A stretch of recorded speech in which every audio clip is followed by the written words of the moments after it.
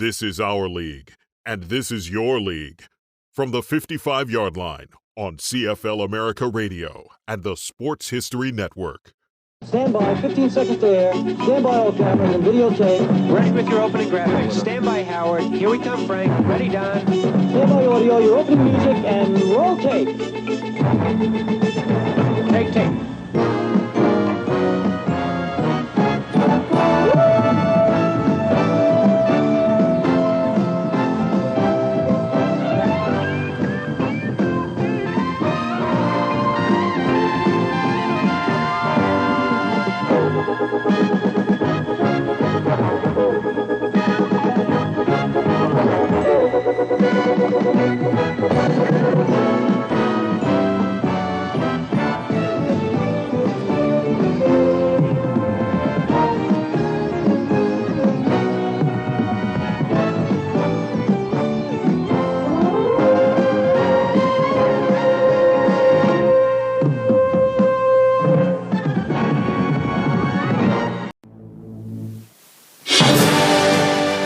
ESPN celebrating 150 years of college football.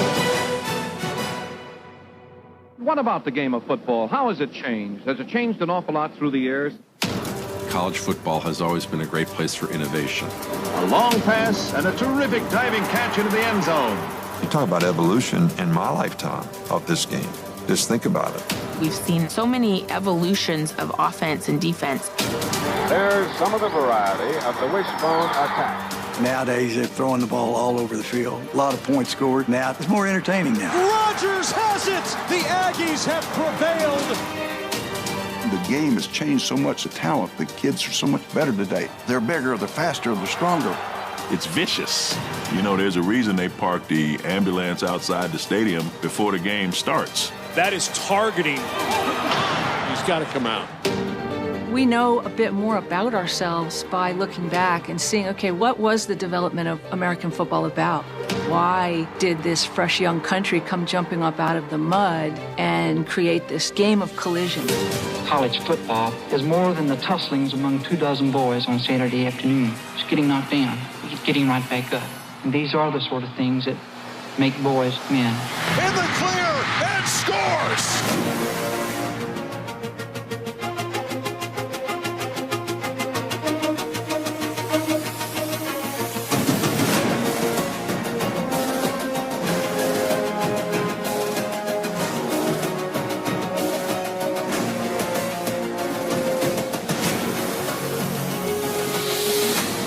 American game.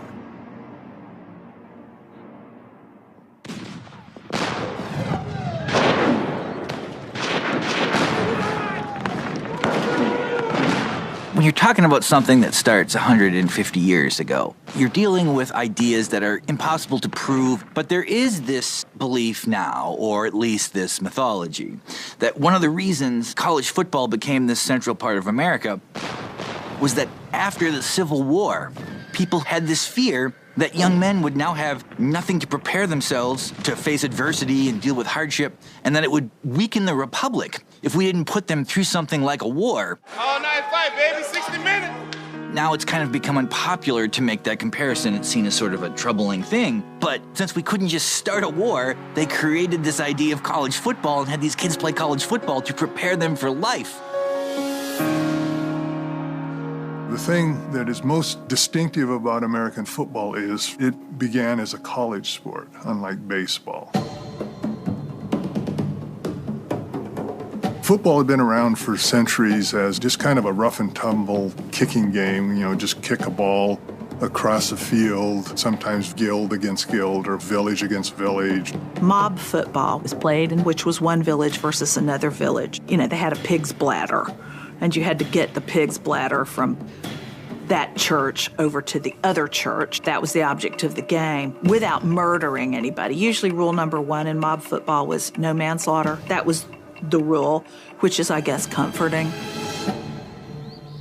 We always say that the first college football game was in 1869 between Princeton and Rutgers, but the first American intercollegiate game was not a game of actual American football, it was a game of soccer. The shape of the football used during the first college game played between Rutgers and Princeton looked like this. fat and well-rounded. They played this game, and it was 2 teams, 25 men each, and it was a game where no one got to run with the ball. It was strictly a kicking game, and you could bat it with your head like they do in soccer, or you could even punch the ball. And the first team that gets 6 goals was the winner. And so that was how the sport began. The colleges were places where the informal football game was played. You can't just play football spontaneously. You need some sort of group of kids to do it. And it was barely tolerated by the faculties and administrators at these schools. Elliott at Harvard would have been happy to see the game banned because he saw no reason for his bright young scholars to go out there and smash their brains in. This is Harvard, a mighty symbol of America's faith in education. In 1873, all the schools that played football got together and formed this codified set of rules. And everybody preferred the kicking game except for Harvard, which preferred the running game. Now watch a dive swinging pass. And a few years later, their enthusiasm for this rugby-type game spread to the other schools, and the other schools ended up all adopting this rugby type of a game. In the early days, the first decade of football, as we think of it, it was just this swarm of bodies moving back and forth. A lot of physical injury, a lot of mayhem within this swarm, but there was really no lines of demarcation between the two teams. It was just moving back and forth trying to advance this ball. Walter Camp's a player at Yale, and he hated the randomness of the scrum, and so he wanted one team to have control of the ball. So in 1880, he got everybody to agree on this scrimmage rule. The teams are separated by the scrimmage line. Camp was just trying to put some order into putting the ball in play. Without intending to do so, you transformed rugby football into a collision sport. You separate those two sides, and they're going to start colliding with each other, you know? Princeton figured out in playing Yale that if they never gave up the ball, they couldn't lose. And so they just held on to the ball for an entire half, and it was boring and wasn't a game at all.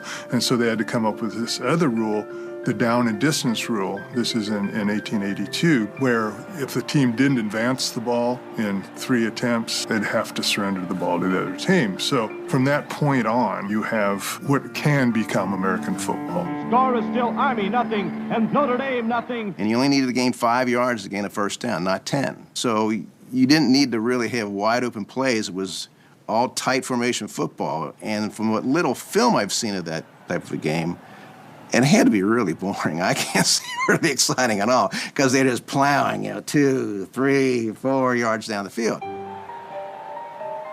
People are getting hurt, and people are bloodied up, and people are getting head injuries and being carried off the field. From the flying wedge, ball would be snapped, and they would take the guy and throw him. And they would take the guy and throw another guy up, and they would meet in midair. That propulsion is not what the body was made out for, certainly not what the brain was made out for. To the gridiron now, an all too familiar ritual this high school football season, a vigil for a fallen player, this time 17-year-old Andre Smith, whose death is now attributed to a head injury during a game. Football has never been free of controversy of some sort or other since the very beginning over the violence and the mayhem that the rules allowed and even encouraged. They nearly banned it in Georgia when a kid died on the field. Only his mother, begging the governor to not ban the game, stopped them from banning it. Some schools dropped football along the way. All of these minor crises finally culminated in 1905. They talk about this crisis of 1905. Football is this harvest of death. No one really knows the exact number, I think, but the number they often use is 20 players died that year. People are dying. There's like multiple deaths on the field, and we get into that question of, is it worth it? Is it worth it for these guys to be playing a game? This isn't war. But the drive toward preserving manhood in some ways is what winds up saving it. Don't flinch, don't foul, and hit the line hard. A lot of people wanted to shut down the game, but Teddy Roosevelt thought it was the most brilliant game. He said it's a manly game. Teaches men to be men. Roosevelt worried a lot about the country going soft. He was trying to preserve American masculinity while not presiding over wholesale death of young men.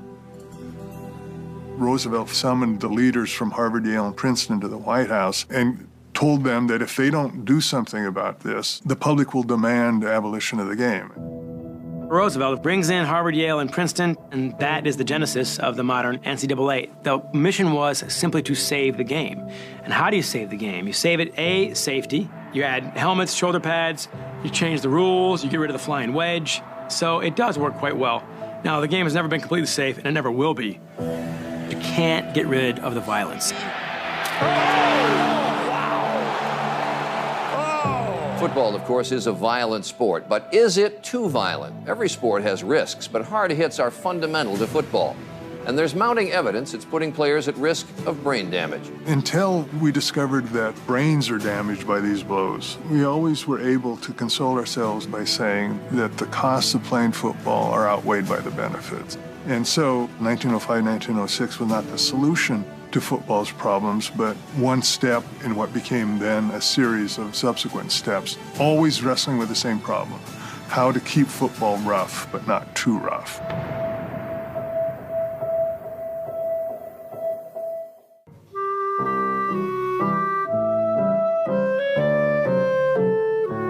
In the early days, when football was this new thing, there was no limit to the number of ideas that were still possible because not much had been attempted. Football is a conservative game, and yet within the constrictions of how it is played, it is the most progressive game because every new idea is worth attempting. As all day, loops it over the middle, downfield, into the end zone, broke it up, but a flag comes in. Pass interference, defense, number 13. All over his back.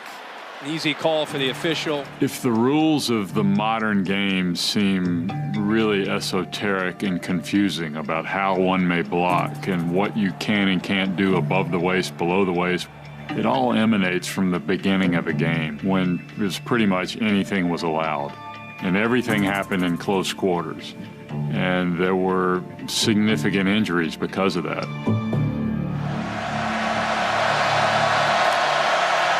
Low snap, handoff, Hill, got it. But a flag down. Offside. Number 90, defense, lined up in the neutral zone. Here, you can see it. I mean, this is very clear. I mean, the neutral zone is right there. He is in it. William Henry Lewis was the first African-American All-American football player. He played at Harvard. He remained at Harvard as an assistant coach, and he had the idea of creating the neutral zone. Yeah, there was a line of scrimmage, but the players on each side of the line of scrimmage would play nose to nose.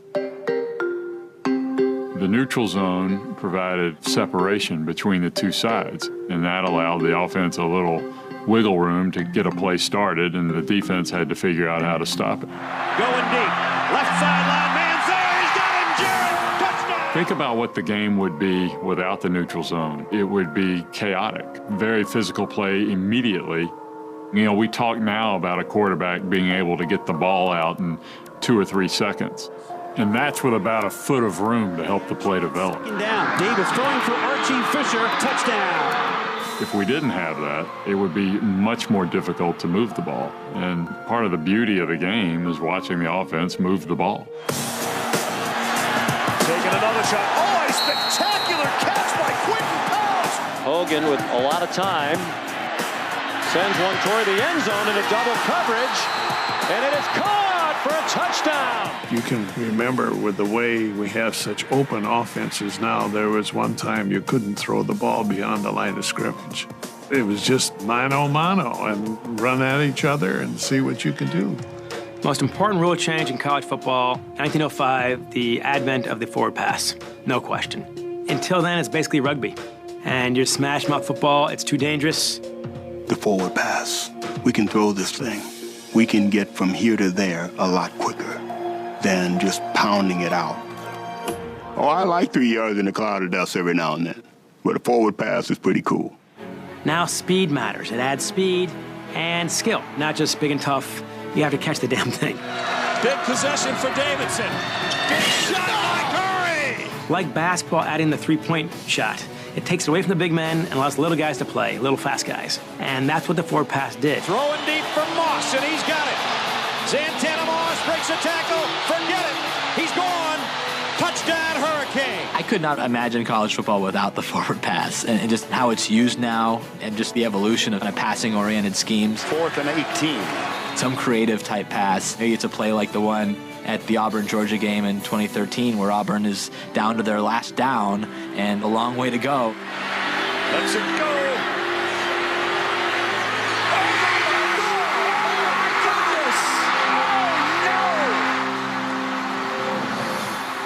That's what a miracle pass can create, whereas before it was just a much different looking game.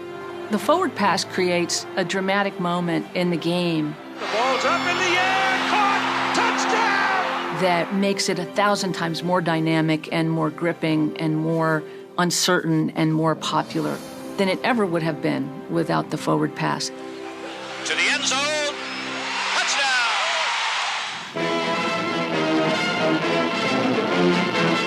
June 6th, 1944, and the greatest armada in military history is assembled in England for an assault on Hitler's fortress Europe.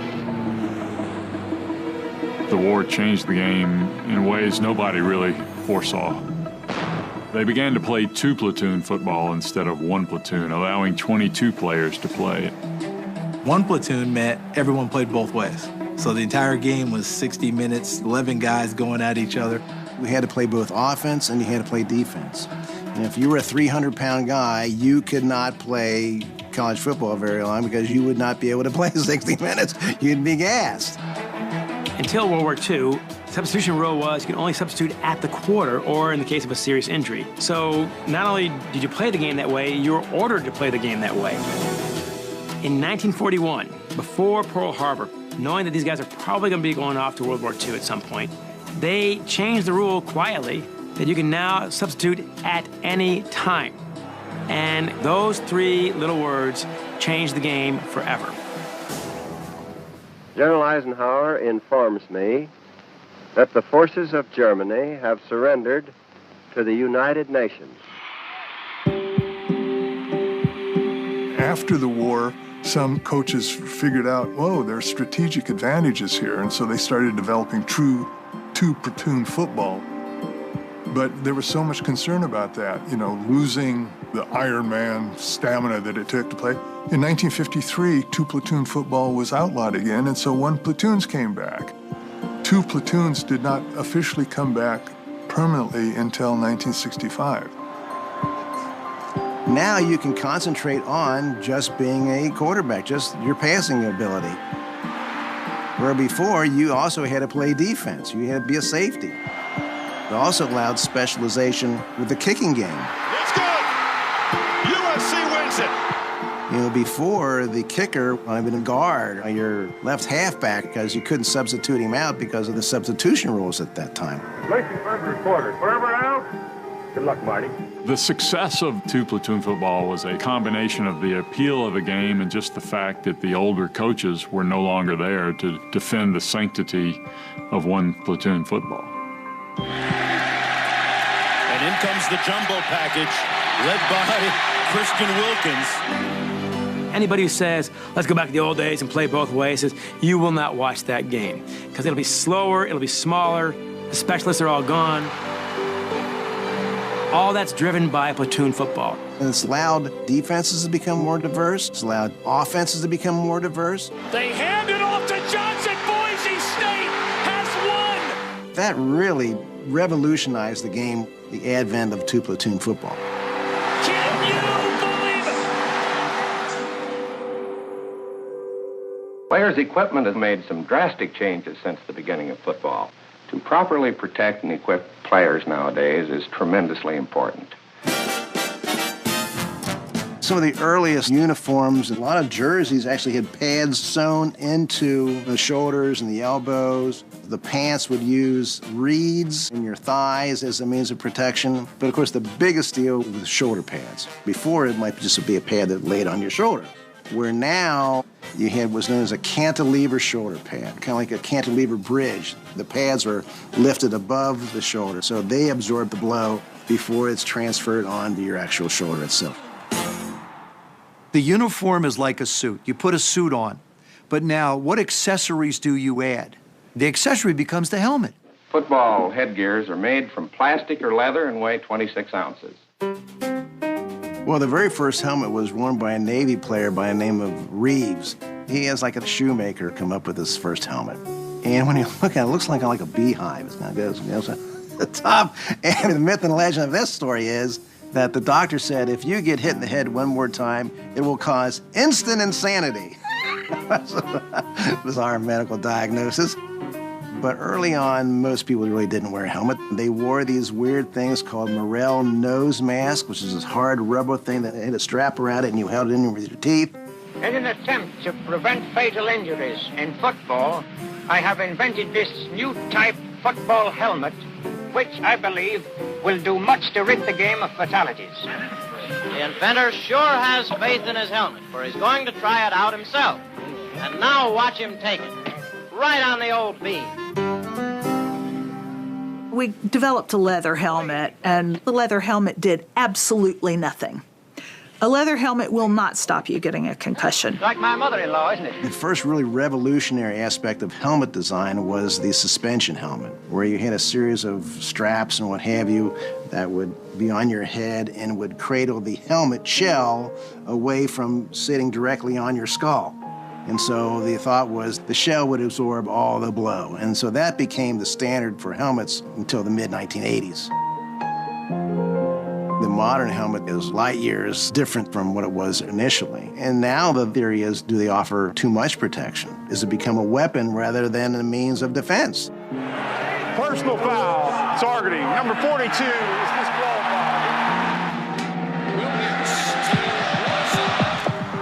When you got your bell rung, when I played, basically you shook it off. Just looked at it as you got your bell rung and you came out and you couldn't play anymore. You know, guys will look at you crazy like, dude, we got a game to play. You got a little headache and you can't play the game? Now they're trying to protect that more, and I think that's a good thing. According to the Centers for Disease Control, over 170,000 sports-related brain injuries, including concussions, are treated in emergency departments every year. It's so much more under the microscope now, and certainly it's a different game. I played with plenty of guys that were 280, 300 pounds. I didn't play with a lot of guys who ran 4.6 at that weight. So the speed of the game has changed. And if the speed of the game changes, then injuries change, and the concussion point changes. So that's what's different. Boys, one problem that we have at Penn State is the question of keeping the boys in physical condition during season and off season. Well, if a boy takes football seriously, it is absolutely necessary that he keep in condition the year around. Back in the day, many coaches were not against getting in condition, but they were leery of strength training. They thought it would bind up your muscles and make you tight, and you wouldn't be able to move, and now you can't run. So they were very limited, if indeed they did it at all. Toronto for the Mr. Ontario contest. And that's quite a man of muckle. My era was totally different. Neanderthal era. They didn't let you lift weights. We had no weight training. No way of making muscle bound. You lose your quickness. All these Neanderthal coaching attitudes. But it was a different time, different era. None of us could play today. Not a one of us. If you brought anybody in that looked like me, I'd fire their ass right there. I promise you. In the late 60s, there were people lifting weights sporadically here and there across the country. And I lifted weights at a health club. And so I saw the benefits when I went to the University of Nebraska. The weight room was this small space, and the equipment they had was for injured athletes. I didn't realize it, but there were some injured football players lifting at the same time I was. And so I started helping them. And Bobby Thompson is in the end zone, a touchdown. Nebraska lost to Oklahoma the last game of the season on national television, 47-0. Then they were looking for anything that might help them. And That's when they noticed these injured players that I had been working with were actually stronger when they came back to practice. And so I got a call. We went in to see Bob Devaney. He said, well, Tom feels this is important, and so we're going to give this a try. But if anyone gets slower, you're fired. I became the first paid strength coach in the country. Second and goal. Jeff Jennings, touchdown, Nebraska. Here comes Nebraska with Boyd Epley and his crew, and all of a sudden you're trying to move against these Cornhuskers, and you're not moving, but they're moving you. These strong, monstrous people coming at you, especially those offensive linemen. You couldn't name 5 other offensive linemen in the rest of the country, but you knew Nebraska's offensive line. They were rock stars. Hi, everybody. I'm Bob Costas. Happy New Year to you. These are the trophies signifying an Orange Bowl victory and the national title, both at stake tonight. During that game against Miami, it was the best example I've ever seen of a team that was trained correctly and that one that hadn't quite trained the right way what we believed in for football. They had more talent than we did. They went right down the field and scored. Jones for the touchdown! But by halftime, they were a little bit gassed. We try to play physical football, and we're hoping that we'll continue to get stronger as the game goes along. In the second half, Coach Osborne explained, these guys are going to come out. They're going to be hard to stop again because they'll be fully recovered. Touchdown! But in the fourth quarter, you're going to dominate them. And that's exactly what happened. We talked about the Miami defense getting tired. Now this Miami offense is getting overwhelmed. In the fourth quarter, they went several series in a row without a first down. And we scored 2 touchdowns and beat them for the national championship. Nebraska earns a national championship with a tough win over Miami in the Orange Bowl. Final score 24-17. I thought in the fourth quarter we'd be the best team, and we were. That's great. That's what we're talking about around the country now. You got to be able to run with people, thump with people. Speed, yes, but the strength and conditioning coaches, what they're doing around the country in all the programs, I remember Urban Meyer saying that's the biggest hire you have as a head coach. College football's totally changed from a strength and conditioning standpoint. Nebraska was on the cutting edge of hiring the first strength coach, but they were also on the cutting edge in the 90s of hiring the very first sports nutritionist, which has completely changed and evolved. Every single college campus in America is building a nutrition center, and they're building these unstoppable athletes, through science. Back when I played, please, we didn't pay any attention to nutrition. We didn't pay any attention to the off-season training. Nowadays, players have all the resources available to make them bigger, stronger, faster, more efficient. Mentally and physically, everything's better. Right here in the training room, we emphasize recovery and rehab as well, being able to go back and attack the next workout the next day. We have hot tub, cold tubs, Normatec, just different things to make sure your legs and body is well prepared for the next day. The biggest change that I've seen is the human performance, the science of the human performance. The weight training, the nutrition, the rehab, bringing people back from injury, the treatments of injuries. But Foster is hurting. Looks like it's his left knee. In fact, he can't get up right now. Team doctors out there, that is not a good sign at all. You take shots in a ball game, if they're devastating shots, you don't get up. There used to be a time when if you had an ACL, you were done. That was the end of your career. Todd Gurley has a torn ACL and will miss the rest of the season. Now they're able to operate and get people back in an unbelievably short period of time because of the training, the understanding, and just the general knowledge and improvement in medicine, period. Not just athletically, but across the board. And there you have it, a running back pick in the top 10. My goodness. The game of football is like the game of chess or war. There's a reason for every move. Various attacking methods are employed. These methods are known as formations. From the inception of football, you can trace the intellectual trajectory through the popularity of certain formations. Here's a balanced line, single wing to the right. You talk about the evolution of the game just in my lifetime. When I started playing Pop Warner football at 10 years old, we ran the single wing. Most people don't even know what the single wing is, you know, when they snap the ball back to the tailback, and the quarterback is actually a blocking back. He's through the line, into the open field. No, he's caught, but too late, it's a touchdown. Even now, all these years later, we're still talking about safety and formations, and that's what created a lot of the formation changes back in the day. The single wing was kind of brought out of that era. Harvard goes into single wing. Putting your best athletic people in space so they can make plays instead of this crazy wedge or, you know, amoeba at the middle of the field. So I think it was groundbreaking. University of Chicago disbands its football program after the 1939 season. Clark Shaughnessy, the coach, is out of work. The man who spells touchdown with a capital T, Clark Shaughnessy.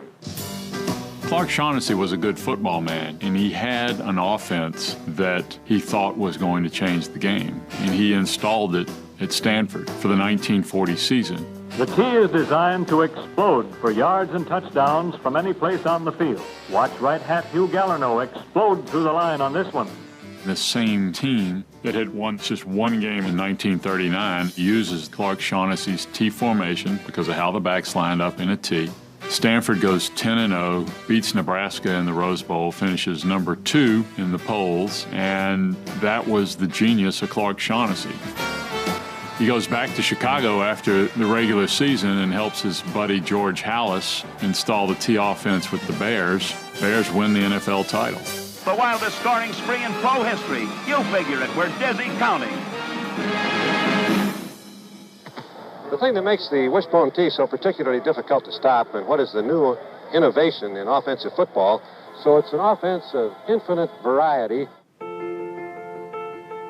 When Darrell Royal is at Texas, he starts implementing the wishbone. So the wishbone has the fullback real close behind the quarterback and then 2 halfbacks, so it's almost like a V straight to the center of the field. The idea being what we really want to do is get upfield as soon as possible. The point of the wishbone was on the snap of the ball is you had 8 different options to the right or the left on the snap of the ball. And none of those were predetermined. Those are all based on reads. With a 3rd and 1. And the explosiveness of the wishbone, fullback Randy Tyler. The wishbone offense revolutionized the game for 20 years by making option football the predominant form of offense. We find that more and more teams are using the wishbone offense this year. From that early time at Texas, it caught on like wildfire and just spread across the country. Out of the wishbone, Oklahoma. And all the major successful programs in the country were running it. It's outside, turns it, and touchdown, Oklahoma. We play a lot of games, never threw a ball. We put over 500 yards rushing on SC one day. Southern Cal beat them pretty good. We passed them one time. We shouldn't have thrown that. I wanted to be 0 for 0 for 0 that day. There has been a tremendous evolution in this game from that time. When I first started playing and coaching, it was run the ball. It was you only passed if you had to. Toledo likes to run the football, and they can do it very well with Troy Parker, one of the leading rushers in the country. The whole philosophy was whatever team rushes for more yards, that's who's going to win the game. Toledo has won. The running game has evolved to not being as important as it was once upon a time. You still need the running game, obviously, to do a lot of things offensively, but the running back is not as important as they used to be because we got these quarterbacks and these wide receivers, especially these quarterbacks who can really throw the ball. Luke Falk made some history in tonight's game. Now the all-time touchdown pass leader in the history of the Pac-12 Conference. There's no single position in any American sport more important than the quarterback in football. If you told somebody before World War II that a quarterback was a star instead of a halfback, they'd look at you cross-eyed. After the war, with the advent of passing offenses, especially on the West Coast, quarterback became the dominant position. Tagovailoa trying to make up for it. Fires to the end zone. Touchdown! Alabama wins! True freshman to true freshman. freshman. When you look at the revolutionizing the position of quarterback, it's not just standing in the pocket and taking a hit anymore, just checking down your reads, but the idea that the quarterback has the ability to be more mobile. It's more athletic. Inside the 20, Jameis Winston hurdles inside the 10, sidesteps a tackler, and dives to the end zone. Quarterbacks nowadays, these guys are real in tune. They know defenses, whereas in earlier years, the reads and stuff were not as complicated as they are today. You know, to see these guys doing what they're doing, it's pretty amazing. Herbert, he throws a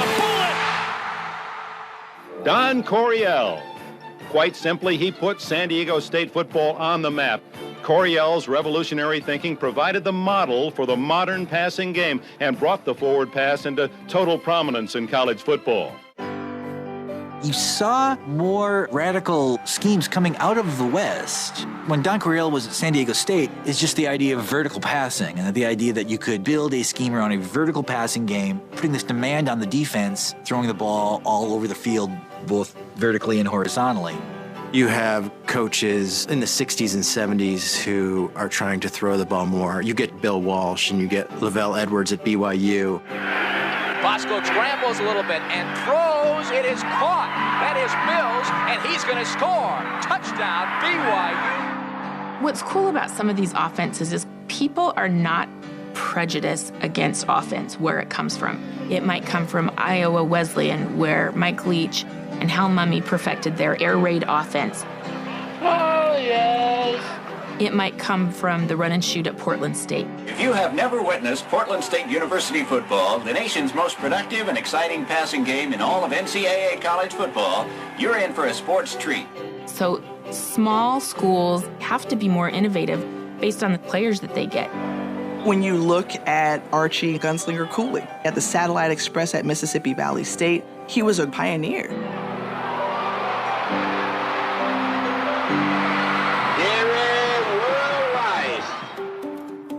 Because they were so outside of the mainstream, they were willing to push those ideas further than anybody else. They're introducing all these progressive ideas to the game, and then you have old school coaches like Woody Hayes who are just, you know, that's not what football is. Football is 3 yards in a cloud of dust. And it's a constant push and pull. Do we want football to be this manly sport where it's all about contact and this close-in style and running the ball, or do we want it to kind of spread out and adopt these more progressive elements? Number 33. You look at 3 yards in a cloud of dust. That was the Big Ten philosophy because of weather. You're not going to play the same at Miami that you do at Penn State when you've got snow up to your knees and that wind's blowing and it's cold. I coached at Iowa State. The wind will blow there sometimes 35, 40 miles an hour, so you're going to have to run the ball into the wind. The conventional wisdom was you could not throw the ball in the Big Ten because of the weather conditions in the late fall in the upper Midwest. The leading passer in the Big Ten might throw for 1,700 yards. Joe Tiller comes to Purdue from Wyoming in the late 90s and installs his spread the field passing attack. He's deep. Sullivan's got it. This is a touchdown. One play. Joe Tiller was a success. Suddenly, everybody in the Big Ten is throwing for 2,000 yards. And then you get Drew Brees, who throws for almost 4,000 yards 3 years in a row. Drew Brees is a great competitor, and what a job he has done here today. 455 yards, but how about 3 touchdowns and 65 passes? Things go through trends and there's cycles, but at the end of the day, running the football, passing the football, however you scheme out your defense, football is ultimately about cracking heads. And maybe you do it a little differently this time than you did last time, but to me, I don't see those changes as being structural as much as I see them being indicative of the game at the given time that you choose to watch it. And in a battle of wits, of X's and O's, if you please, they create new formations. It's an endless cycle which continues to pump new excitement into the nation's most exciting game. Mean Joe Green was a devastating defensive tackle for the Mean Green of North Texas State. Well, as far as I know, as far as I can tell, from back when I first got involved with football, the defense was always chasing the offense. For whatever reason, The powers that be thinks that everyone wants to see scoring. Look at that hole and look at the run. Anthony Davis. Oh. Defense, you're the stepchildren. And it hasn't changed. It's a shovel pass in the middle. Tigers on fire. Early 20th century, there's essentially one defense being played. Diamond 7, 7 guys massed near the line of scrimmage, 4 behind them, almost in a diamond formation. The reason you had that kind of defense was to mirror what the offenses were doing. It was a running game, and here comes the ball carrier. How are you going to meet it? With the advent of the passing game, then all of a sudden defenses had to figure out how to drop players back into coverage. So you didn't have 7 guys on the line of scrimmage anymore. Here's the wishbone now. And then, of course, once you got them spread out, what does the offense do? Get it in tight again and throw the option. So now you got the defensive back too far back, and he can't cover this guy. What does the defense do? They start rushing in linebackers on the blitz to break up your option. The offense is playing this style of ball, and the defense has to figure out a way to stop it. So once they figure out a way to stop it, then the offense has to come up with a different version. It goes back and forth like a pendulum. Norm Chown is 19 year on the staff of LaVell Edwards. Everyone used to play what is known as cover 3, okay? There's 3 defenders.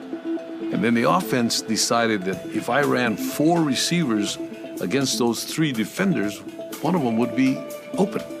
It worked, and then the defense said, well, heck, we'll just develop cover 4. Now there's cover 4 and 4 offensive guys running down, and we got them covered. Jimmy on a straight up, good protection, drills it, it's intercepted. Defensive strategy has to evolve as the game changes because the changes really all occur on offense. Charlie Warren will lead the offense. Just like the whole no-huddle thing, that was a huge change in football. And it took 3, 4, 5 years for defensive coaches to figure out, how do we play this fastball, man? How do we play this? On defense, we had to change complete terminology. So we would have something called Okie Short 8886 Bronco. That was a call. That had to become Buckeye.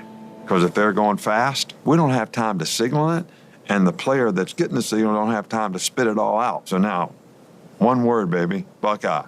Call out Buckeye, and everybody knows you got to get lined up and you got to play. It's with great personal pleasure on behalf of the Sunkist Fiesta Bowl to extend an invitation to the University of Miami, the #1 ranked football team in America. In the 80s, the key to Miami's success was Jimmy Johnson, as he put it, turned defensive backs into linebackers and linebackers into linemen. Speed was all that mattered. This is the most effective way to stop any quarterback. Get in his face real quick. You want the big, fast players, but sometimes you got to make a choice. I wanted fast players. That's what I recruited. I wanted the 195, 200-pounder that could run like a deer. And Ellis will throw from his own end zone. Deep sideline pass tipped. Intercepted. Picked up by Benny Blade. We have guys with speed, swarming the ball, playing at 100%. We were going to get after you, and we were going to make you submit to our will. We were going to outplay and outlast our opponents on the field, and that's what Hurricane football is all about. You always have a chance to win if you can stop the opponent. So take your best players, put them on defense. Average, quick slant, tip ball, intercepted by Michigan. Down the sideline is John Thompson. Touchdown! Stocking the defensive side of the ball with these smarter, faster athletes, that's something Coach Joe Paterno really brought into play at Penn State, and he was awfully successful doing it. It's intercepted by Penn State. Really, the main way that the game has evolved defensively, let's just be real, they made it easier for offenses to score lots of points. And you can't touch the quarterback. Pretty soon it's going to be two-hand touch. Tag, you're down. Blow the whistle. Well, he was tagged. The quarterback got drilled. Personal foul. Roughing the passer. Defense. The changes in the rules that have allowed for more passing, they do drive some purists nuts. All of that was rooted in safety. Oh my God! There are sports more dangerous than football, but there is no sense that the audience, the size of footballs, is complicit in that. football has expanded its audience beyond a point where these questions about the morality of the game itself can be ignored. Target for a first down to the 35. Boulware suplexes Strickland. The argument that we're having right now is, how do we make this sport safer without fundamentally changing what it is? There's an argument that whatever we're trying to do to make the game safer is just weakening it and cheapening the sport. That's been an argument that's been around for 150 years, since the beginning of the sport itself. But you have to try something. The game has to evolve or it dies. Look, I don't think anyone wants to go back to flying wedges. I don't think we want to do that. But we still like to hear the pads pop. We still like to see the physicality of the game, and I think it's all still there. But I'm all for making the game safer. We just have to remember, we're gonna make it safer. Just won't be 100% safe because it's football. I don't think that people are saying everything's perfect. People are seeking solutions to make sure football will thrive in the future. Personal foul, number 94, defense. There are so many steps that the NCAA Rules Committee has taken for player safety. They've been very proactive out of survival, in part, because they know that if this continues, no one's going to play this game. So what do you have? You have far better helmets, and those are getting better still. You've got much better concussion protocols, and trainers know how to run them. Two-a-days used to be a staple of spring ball and August camp, and those are gone, flat out gone.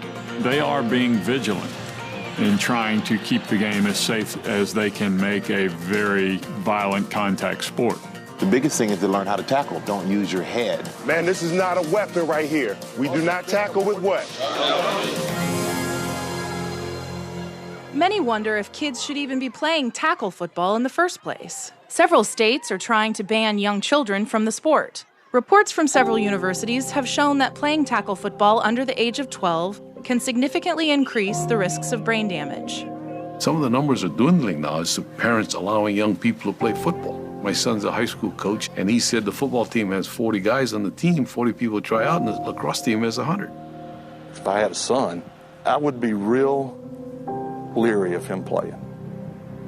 I understand the safety concerns, and I do think that in recent years, there are people in leadership roles who are addressing this. But to me, the idea that a generation from now, we're not going to have football is wildly far-fetched.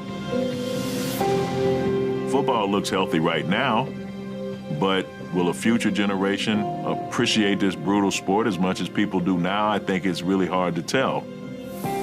It's sort of hard to imagine America without football, but if we were having this discussion back in the 60s, baseball and boxing and horse racing would have been the most popular sports, and football was trying to make its way into that conversation.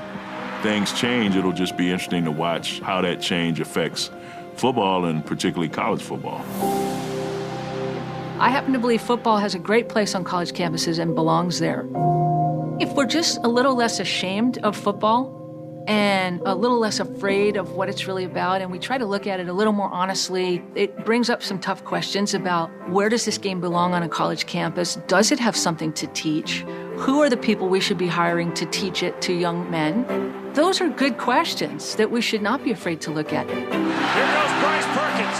Hurdles a man. So college football started in the great state of New Jersey as something we would not recognize as any kind of football when Rutgers played Princeton.